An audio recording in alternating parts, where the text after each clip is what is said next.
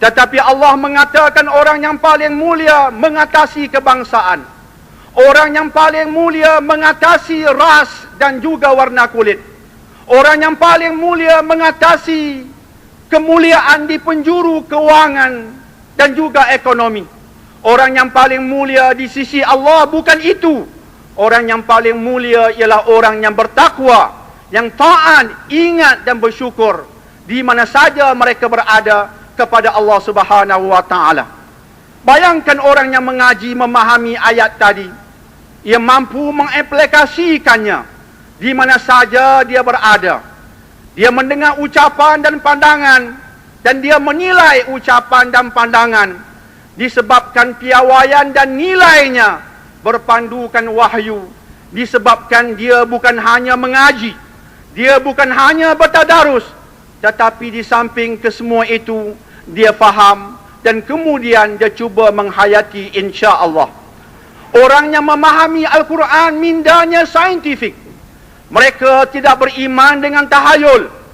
Mereka tidak mengatakan tarikh 9 September 2009 merupakan hari sial bagi setengah orang.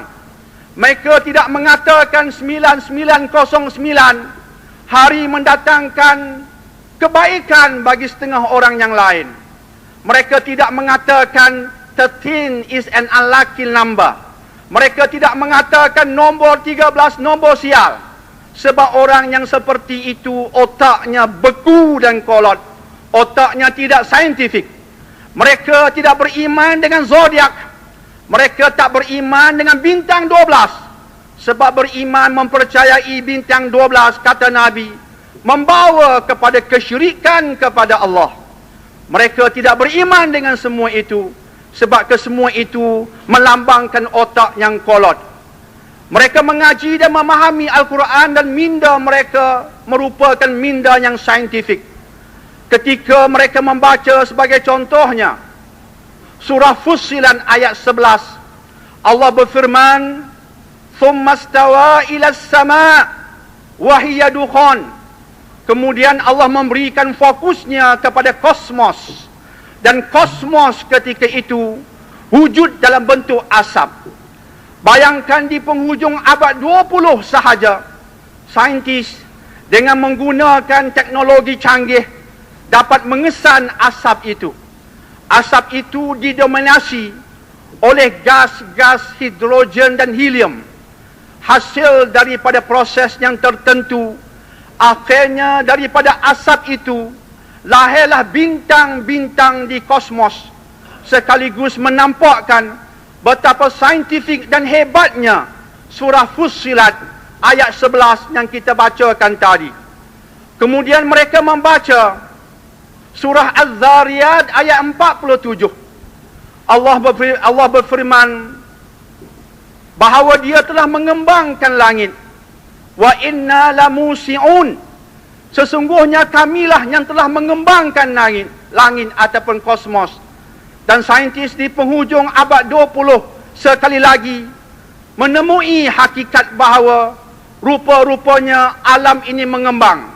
Walaupun penemuan yang asal ialah pada tahun 1929 oleh Edwin Hubble dengan Hubble teleskopnya, tetapi pada penghujung abad 20 sahaja ia menjadi satu teori yang mantap, teori yang berkaitan kosmos mengembang, dan Al-Quran telah menegaskan tentangnya ribuan tahun dahulu. Kemudian dia mengaji lagi, membaca lagi surah tentang besi, surah Al-Hadid ayat 25. Allah berfirman, wa anzalnal hadid, kami menurunkan besi. Dan dia terus menyedari bahawa besi pada asalnya tidak ada di muka bumi.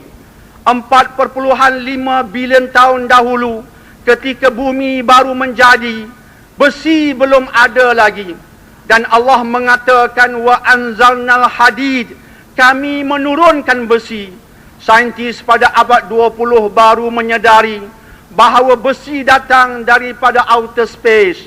Besi datang dari langit disebabkan bumi suhunya rendah, tidak mampu menghasilkan besi.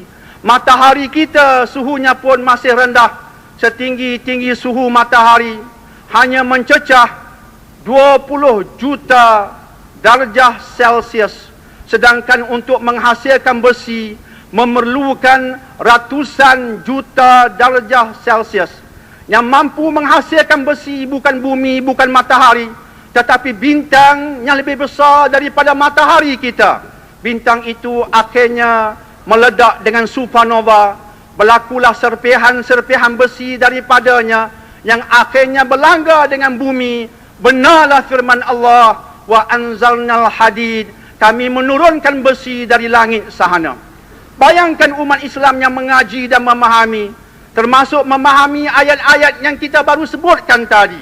Dan ia baru 3 ayat, tapi sudah menampakkan betapa hebat agungnya Al-Quran, betapa saintifiknya Al-Quran. Natijahnya juga hebat. Natijahnya ia menguatkan keyakinan, ia meningkatkan iman. Bayangkan di barat, sebahagian saintis memeluk Islam. Profesor Jeffrey Lang mengkaji Quran memeluk Islam. Dr. Gary Miller di Kanada mengkaji Al-Quran memeluk Islam. Profesor Milan, Republik Czech, mengkaji Bible dan Quran, kemudian mengagumi Quran dan memeluk Islam. Mereka dan yang seumpamanya merupakan saintis. Mereka mengkaji Quran dan sudah pasti mereka tak pandai mengaji. Kita yang pandai mengaji tapi tidak mengkaji. Mereka tak tahu mengaji tapi mengkaji. Kesannya perubahan 180 darjah. Daripada ateis, daripada Roman Katolik, daripada Protestan, daripada kekufuran, berubah 180 darjah kepada iman. Kesan daripada memahami Al-Quran. Umat Islam pada hari ini berada di bulan Ramadan, bulan di dalamnya diturunkan Al-Quran. Mari sama-sama kita mengaji, mari sama-sama kita mengkaji, dan mari sama-sama kita menghayati Al-Quran. InsyaAllah sama-sama kita berdoa kepada Ilahi. Ramadan pada hari ini bukan hanya Ramadan yang kosong bagi kita. Dia bukan hanya satu Ramadan daripada banyak Ramadan, tapi jadikanlah Ramadan bagi kali ini Ramadan yang paling istimewa, yang di dalamnya kita hendak mengejar takwa, kita hendak taat, kita nak ingat, kita nak bersyukur kepada Allah di mana saja kita berada, siapa saja kita. Semoga dengannya insya-Allah kita dimuliakan Allah Subhanahu wa taala insya-Allah.